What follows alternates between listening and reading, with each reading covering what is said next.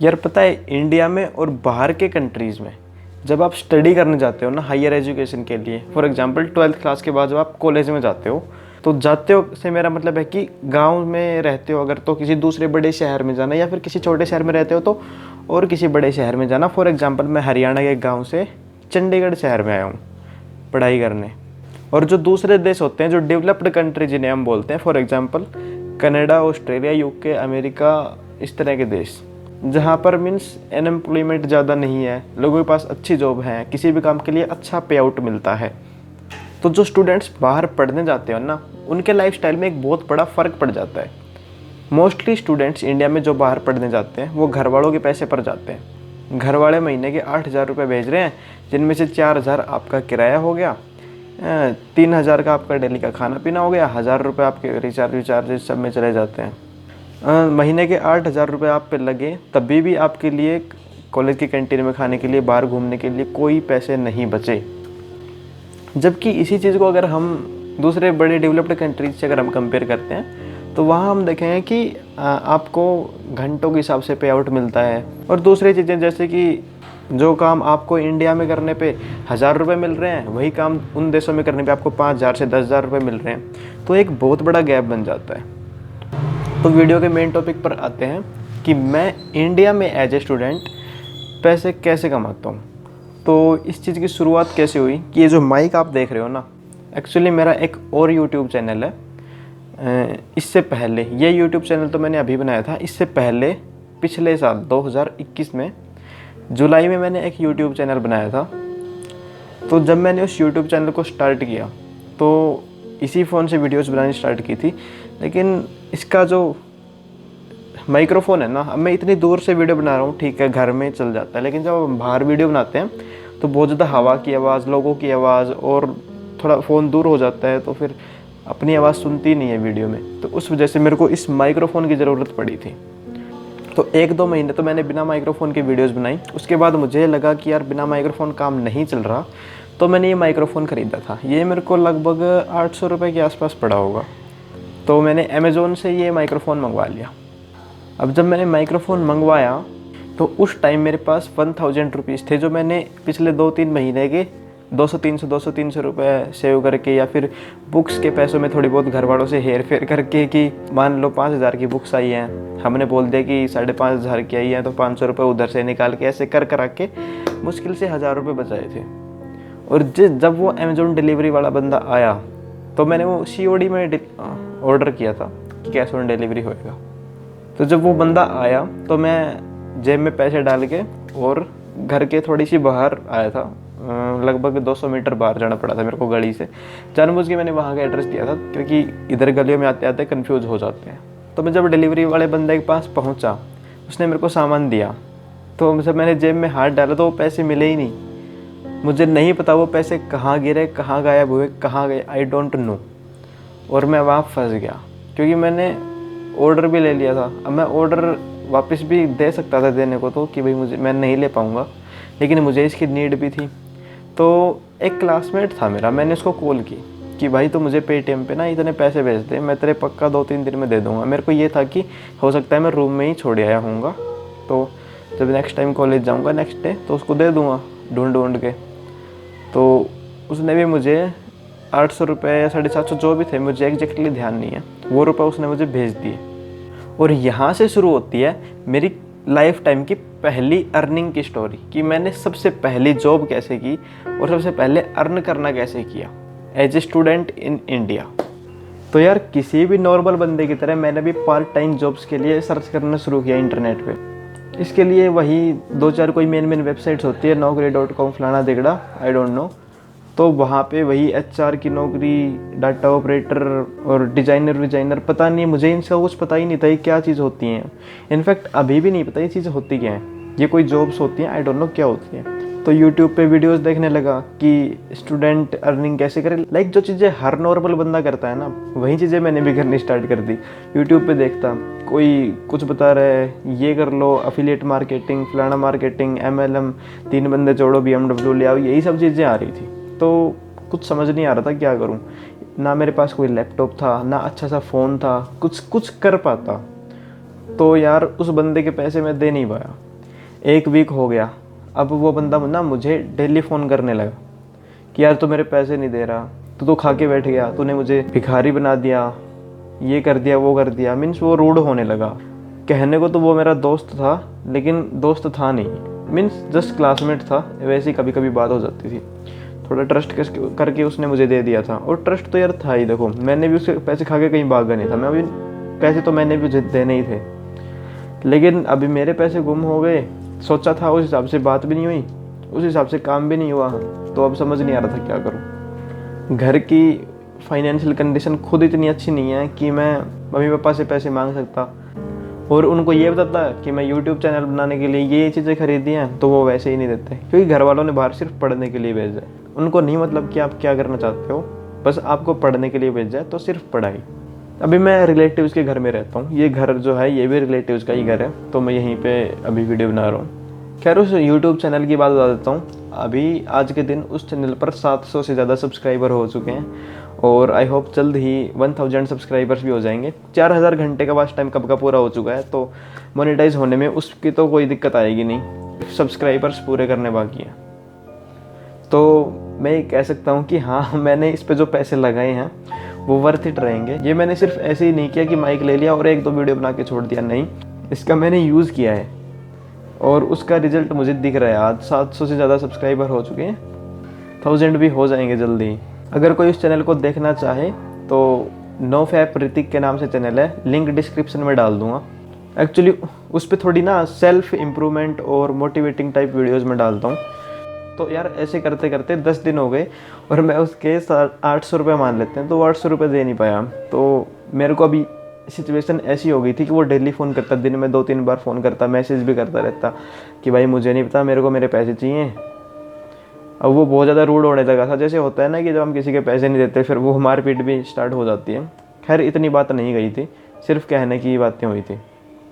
मेरा एक गांव का दोस्त था, गांव का नहीं मतलब गांव वाले एरिया का दोस्त था। मैंने उससे फ़ोन करके थोड़े पैसे मांगे कि यार पैसे दे दे, तो थोड़े थोड़े 100-200 रुपये किसी से ले लेके फ़ोन पे या पेटीएम पे मंगवा के, और किसी तरह मैंने 800 रुपये इकट्ठा किए।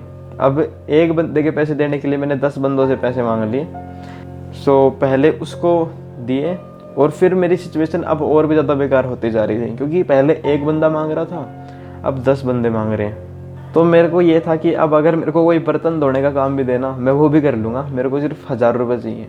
और जैसे मैं वीडियो बनाता जा रहा था तो मुझे ये समझ आ रहा था कि मुझे पैसे की और ज़रूरत है, इतने पैसे में नहीं चलेगा काम, क्योंकि मेरे फ़ोन की स्टोरेज सिर्फ 32 GB थी और उसमें से 30 GB भरी हुई थी। तो जब भी कोई वीडियो बनाता था फिर वो एडिट करते टाइम सेव ही नहीं होती थी, फ़ोन में स्पेस ही नहीं था। तो मेरे को एक एटलीस्ट 64 GB की मेमोरी कार्ड भी चाहिए थी, तो पैसों की मुझे ज़रूरत थी। तो ये कंफर्म था कि मुझे एक जॉब चाहिए, चाहे टेम्परेरी चाहे परमानेंट, लेकिन चाहिए एटलीस्ट 1 महीने के लिए।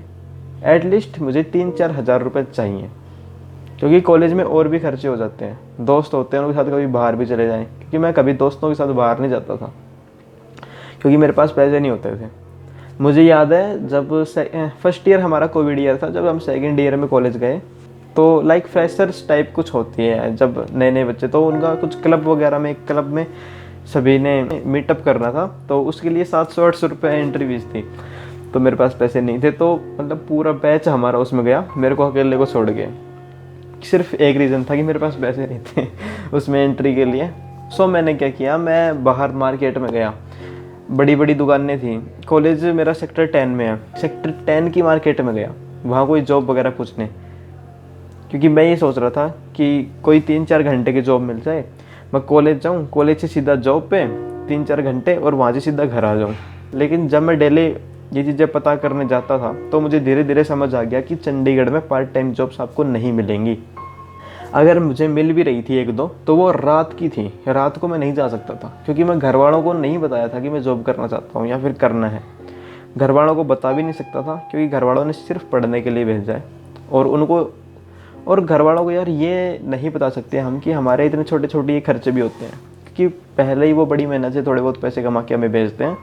सो कुछ तो ऐसा करना था जिससे घर वालों को भी ना पता चले और हम काम भी कर लें। तो मैं ये सोचता था कि कॉलेज की टाइमिंग में ही जो इम्पोर्टेंट पीरियड्स नहीं होते उनकी क्लासेस छोड़ के मैं काम करने निकल जाया करूँगा, कोई भी 3-4 घंटे का।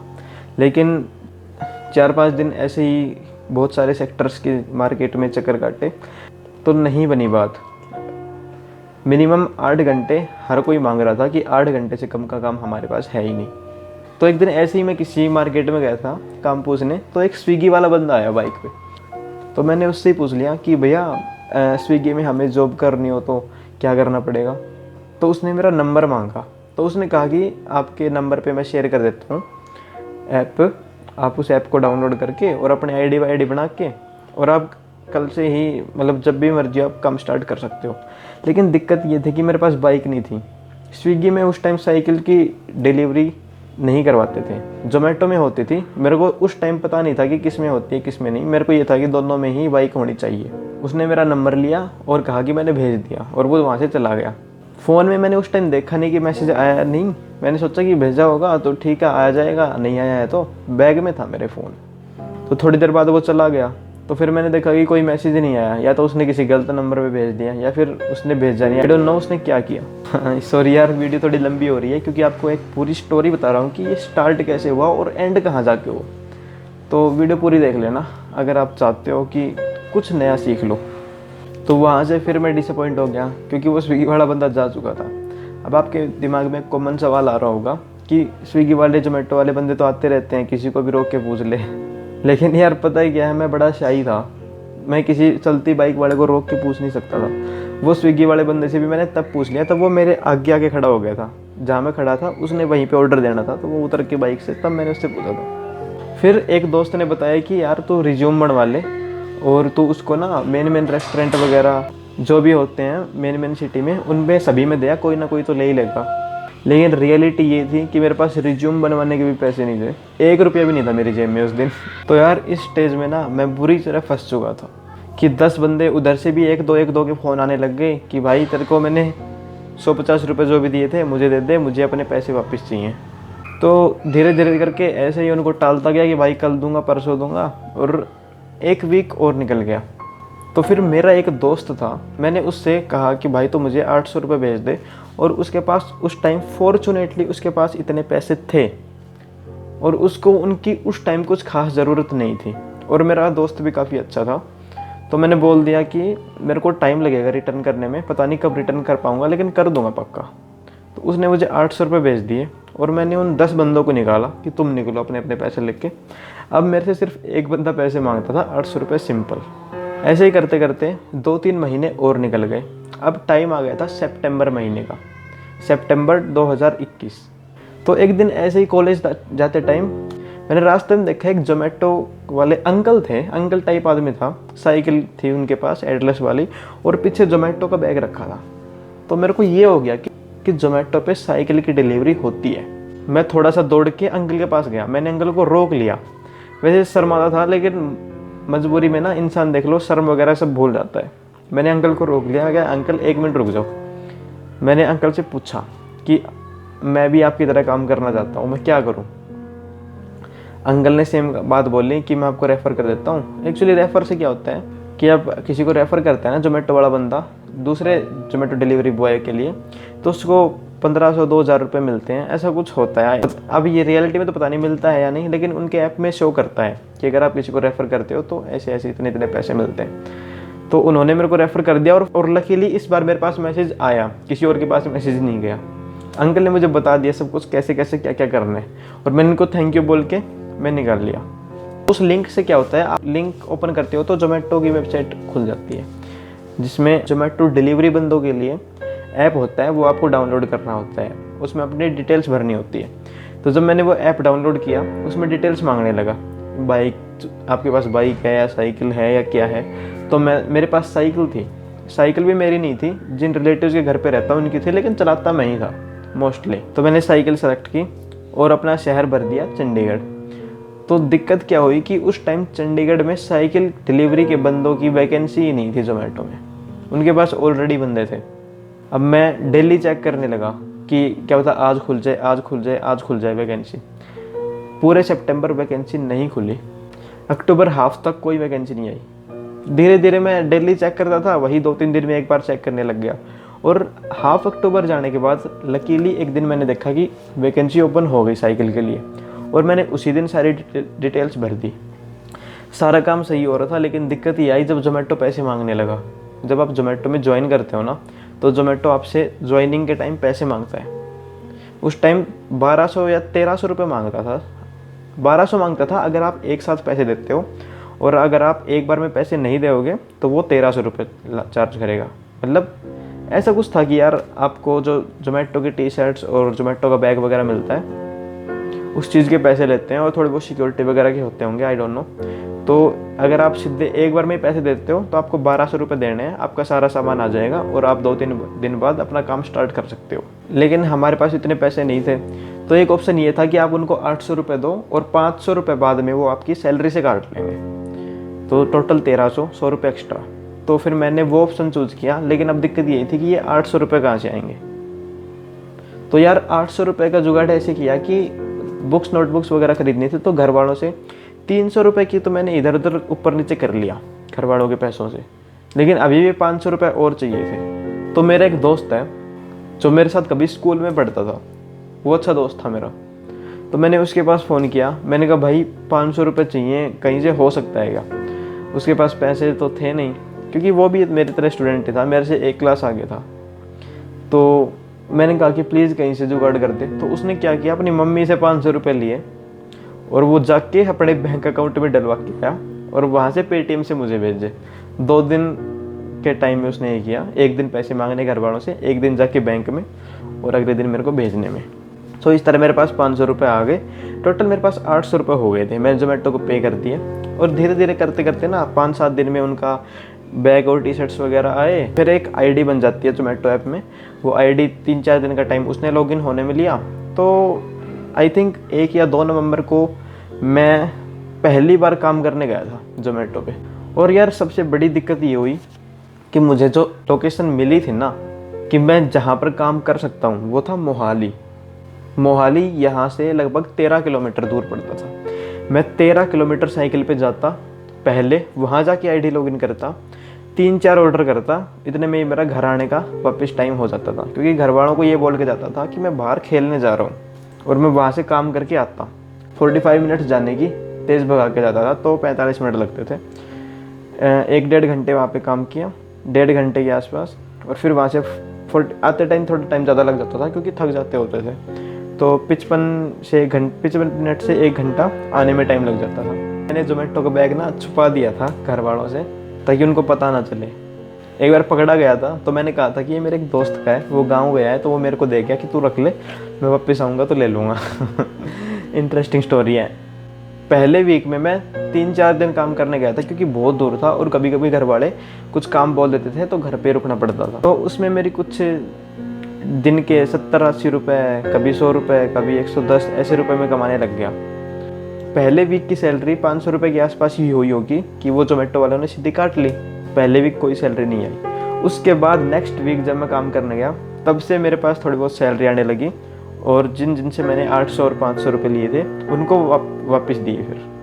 और यार अब एक कॉमन सी बात है, आपके भी दिमाग में एक क्वेश्चन आ रहा होगा कि कितना पैसा एक बंदा जोमेटो डिलीवरी बॉय कमा सकता है, कितने घंटे काम करके, ये सब चीज़ें बाइक पे, साइकिल पे। तो ट्राई करूँगा कि नेक्स्ट जो व्लॉग आएगा, day in life of A Zomato boy, उसमें ये सभी चीज़ें इंक्लूड कर लूँगा। तो वीडियो लाइक कर देना और चैनल को सब्सक्राइब कर लेना। और यार एक प्रॉब्लम और आती है जो आप सुनना नहीं चाहते, लेकिन आपको सुनना चाहिए और सुनना पड़ेगा। वो ये कि पहली जॉब के टाइम मेरे साथ स्कैम बहुत ज़्यादा हुए थे। फॉर एग्ज़ाम्पल, जब मैं ऑनलाइन वेबसाइट्स पर जॉब सर्च कर रहा था तो उनसे जो कांटेक्ट करते थे वो बंदे पैसे मांगते थे कि आपको 2000 रुपये देने पड़ेंगे ज्वाइन करने से पहले, या फिर 2500, 3000, 1500 ऐसे रुपये मांगते थे। जब पूछते कि किस लिए चाहिए ये पैसे, क्यों जमा करवाने हैं, तो कहते हैं कि हमारी कंपनी की सिक्योरिटी के होते हैं। कि यार फिर वो वही फालतू की बातें करते हैं कि हम आपकी आईडी बनाएंगे, उस आईडी पे इम्पोर्टेंट डाटा होगा, तो वो डाटा आपके पास सिक्योर रहे, इसलिए हम आपसे पैसे लेते हैं ताकि आप उसको लीक ना कर दो। और फिर ऐसे स्कैम सिर्फ ऑनलाइन नहीं होते। एक बार कंपनी ने मुझे अपने लोकेशन पे बुला लिया, सेक्टर 17 में। तो जब मैं उनके पास गया तो वो एक छोटा सा फॉर्म सा भरने लगे, छोटी मोटी डिटेल्स मांगी, लाइक नाम, एड्रेस और फ़ोन नंबर वगैरह, और आगे की प्रोसेस वो करने लगे।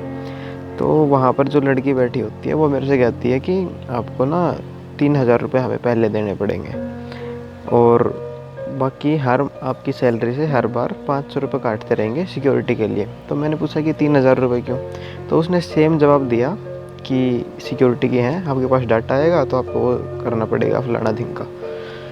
तो मेरे पास एक भी रुपये नहीं था, और वैसे भी मुझे इन पर ट्रस्ट तो नहीं हो रहा था, लेकिन सबसे बड़ी बात ये थी कि मेरे पास पैसे थे नहीं। अगर पैसे होते तो शायद मैं उनको दे भी देता, और ये मेरी सबसे बड़ी गलती होती।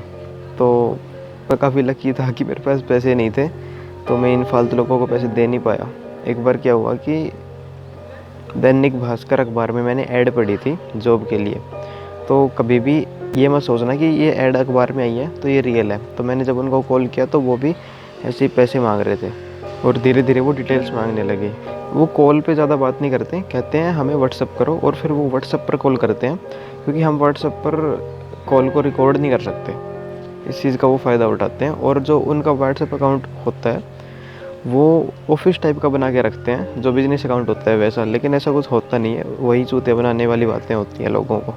तो इन सब चीज़ों से बच के। और फेसबुक पर भी एक बार हुआ था मेरे साथ, कोई ऐसी कुछ जॉब दिखा रहा था कि पेपर राइट करने हैं, आपको पेपर लिखने हैं, पेपर पर मतलब कुछ लिखना है, असाइनमेंट वगैरह जो भी होते हैं, उस चीज़ के आपको पैसे मिलेंगे, जितने पेपर आप लिखते हो, जितने पेजेस आप लिखते हो उस हिसाब से।